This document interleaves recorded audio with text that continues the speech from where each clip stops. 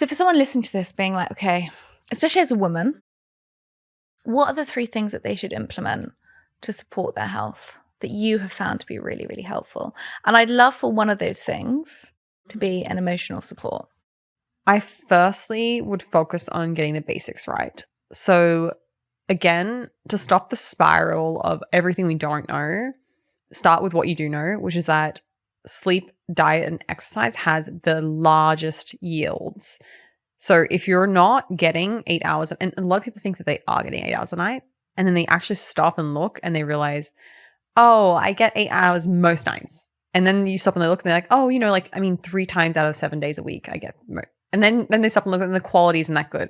So like really like taking a moment and being like, I'm going to observe my sleep, whether it's through a wearable, depending on if you can afford it or not. But really start to observe your sleep quality. And then once you feel like you've mastered that, then move on to diet and exercise. And then once you've mastered that, you can start to fine tune, okay, now I can start to play with my diet as a woman. Like I want to increase my protein in my luteal phase, where you might have some protein breakdown, for example, in your muscles. And so you want to increase your protein.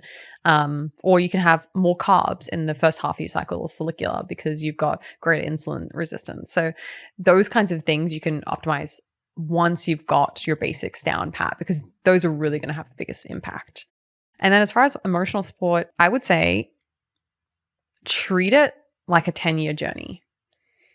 Don't think that you're going to be able to change overnight, because that's such a tall order. That's what happened to you, right? That's what happened to me. And I was in a unique circumstance where I had all the infrastructure and support around me to be able to even do that to begin with. And I was also doing it for reasons larger than myself. So if you're someone who's wanting to improve your health, like just take the smallest of steps each day. I remember like, as simple as it is, like when I first started like flossing every single day, how hard it was for me to do that as a practice every single day. It's like, so you go through this curve always of like where you're, it's really difficult. It feels impossible. You like just have to keep pushing. And then it slowly like slides into your routine, and then you can incorporate it. Same thing with like measuring my basal temperature every day. Like it just felt really insurmountable. So I'd say like just slowly incorporate all these baby things and like let yourself sink into the routine and don't beat yourself up along the way. I think it's so important, because I think what I see with my patients and what I see with myself is that, we're kind of in the first half of the year, and everyone's trying to make such big changes at one go. And also we are so overwhelmed with so much health. I mean, I'm overwhelmed and I'm in the field. So, if you're not in the field, then it feels just too much. Yeah. And I think what I try to say to people is like, if they're changing their diet, just pick up 1 new vegetable a week. Yes. And use that. Yes. By the end of the month, you've had 4 new vegetables on top of the other things. Try to just do small things that don't feel overwhelming, because as you said, it is a long process.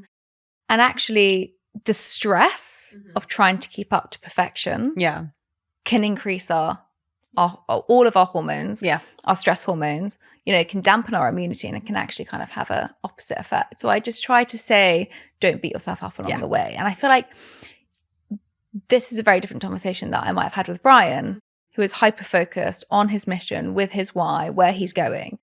Whereas you're like, I'm in this experiment, but I'm fluxing to how I can do this to best support myself without. But I guess this is something you're still learning, right? This is something that you're, and what has been the biggest learning experience from yourself as an individual? When you look back on your last year and a half, what would you say is like, what have you learned about yourself the most? How hard it is to focus on myself. Like when that's just your baseline default, like it can hide from you a little bit. But then when you're trying to improve your health, for me, I was forced to like come face to face with like, I want to improve myself, which means I need to focus on myself, which is very scary for someone like myself. So kind of like learning the areas that make me panic inside, and then learning how to navigate around them. So I'd say that's the biggest thing. Yeah, I think we all struggle with that day to day.